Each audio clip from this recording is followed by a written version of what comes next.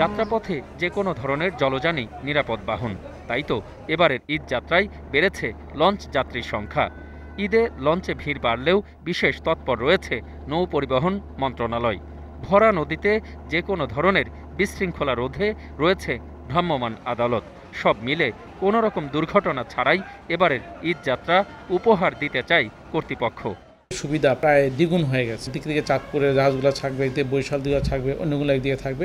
এটা যাত্রীরা জানে, এখন যাত্রীরা সচেতন। আমরা আশা করছি যে আমাদের যে প্রস্তুতি আছে, আমাদের অবকাঠামোগত প্রস্তুতি এবং আইনশৃঙ্খলা যেসব প্রস্তুতি, আমরা আশা করি কোনো অসুবিধা হবে না। প্রত্যেকটার ফিটনেস যথাযথভাবে পরীক্ষা করা হবে। ইভেন আপনার হলো যাত্রী সংখ্যা যেটা আপনার, তার বহন ক্ষমতা বেশি কোনো অবস্থায় বহন করতে দেওয়া হবে না। আর এইবার আমি যেটা মনে করি, আমার যথেষ্ট সংখ্যক বাড়তি সুবিধা থাকবে।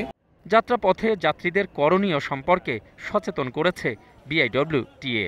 লঞ্চে ওঠার পরেই দেখতে হবে যে তার নিরাপত্তা সরঞ্জামাদিগুলি কোথায় রক্ষিত আছে। সে যেন জাহাজের আপার ডেকে এলোমেলোভাবে চলাচল না করে। যদি কোনো বৈরী আবহাওয়া তৈরি হয় তাহলে জাহাজের নিচের দিকে আসা।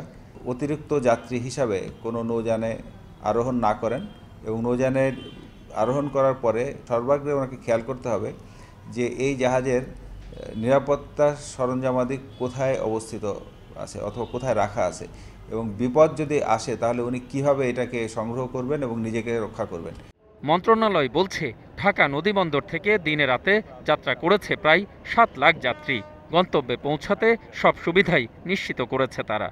প্রত্যেকটা ঘাটে আমাদের কমিটি দেওয়া আছে। আমাদের বিআইডব্লিউটিএ মন্ত্রণালয় এবং অধিদপ্তর এই কমিটি কাজ করবে এবং তারা ঘাটে থাকবে এবং যাত্রীদের ওঠানামা প্লাস হলো জাহাজের যথাসময়ে ছাড়া, প্লাস হলো জাহাজের মেইনলি যেটা হলো জাহাজের সার্ভিস সার্টিফিকেট, যে চলার মতো অবস্থা আছে কিনা, তার প্রত্যয়নপত্র আছে না, এগুলো পরীক্ষা করবে। বরিশাল, ভোলা, পটুয়াখালী সহ দক্ষিণের বাকি জেলাগুলোতেও লঞ্চের সংখ্যা ভবিষ্যতে বাড়ানোর কথা জানালেন নৌ পরিবহন সচিব। ঈদের আগে ছুটিটা অনেক বেশি। অখিল পোদ্দার, 21 টেলিভিশন, ঢাকা।